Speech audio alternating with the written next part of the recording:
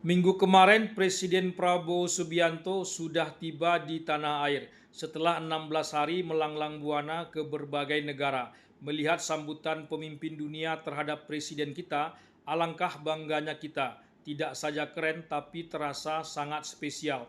Jabatan tangan, tatap muka, dialog, kadang diiringi gelak tawa dan guncangan tangan, tak bisa disebut lagi. Top habis. Cina, Amerika, Peru, Brazil, Inggris, dan Uni Emirat Arab secara umum bermanfaat sekali bagi negara kita.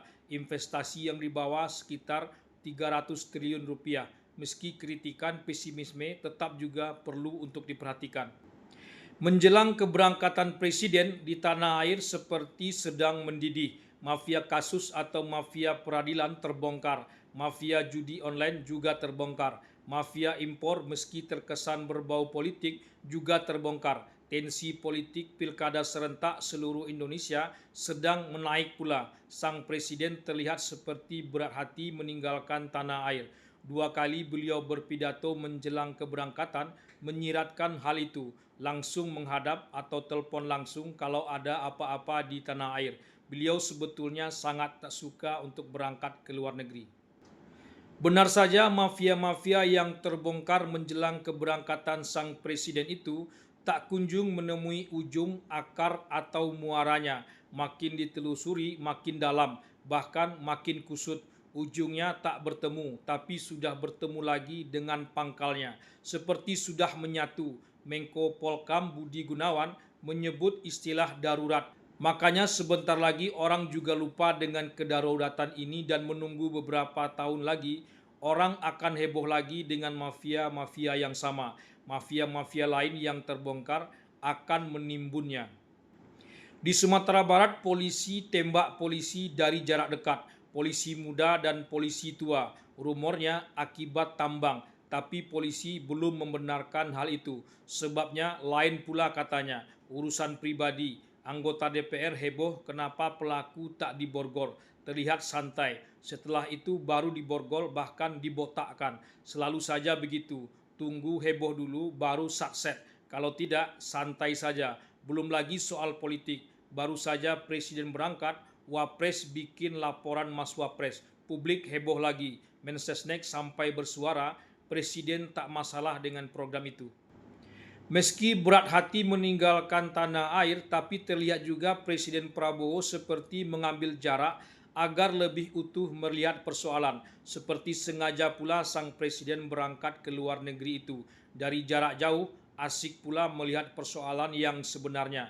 Lokasi-lokasi mendidih di mana saja, politik hari-hari memang harus dilihat lebih rinci.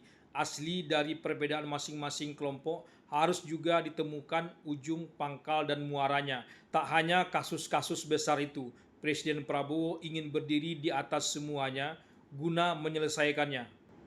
Mungkin karena itu saat mendarat di tanah air, Presiden Prabowo belum terlihat melakukan apa-apa. Apa yang dikatakan Menko Polkam Budi Gunawan sebagai darurat belum terlalu ditindaklanjuti.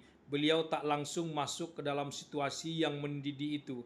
Apa yang dianggap orang mendidih belum tentu dianggapnya mendidih. Pilgub Jakarta dan Jawa Tengah yang dianggap krusial mungkin tak dianggap krusial siapapun pemenangnya. Siapapun yang menang akan berpotensi menjadi lawan beliau nantinya.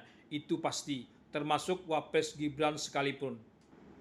Pekerjaan rumah Presiden Prabowo bukanlah melihat siapa yang menang dan kalah dalam pilkada besok, melainkan bagaimana memberantas mafia-mafia yang sudah merajalela yang membuat negara bangsa ini terpuruk. Selanjutnya, menunaikan janji politik yang pernah dijanjikan. Kalau semua sukses, maka siapapun yang menang dan kalah dalam pilkada nanti tak ada lagi artinya, termasuk Wapres Gibran sekalipun yang berada di sampingnya. Lagian beliau jadi presiden tentu bukan hanya mempertahankan, melainkan untuk benar-benar berbuat. Sampai di posisi saat ini sudah melewati rute yang sangat panjang.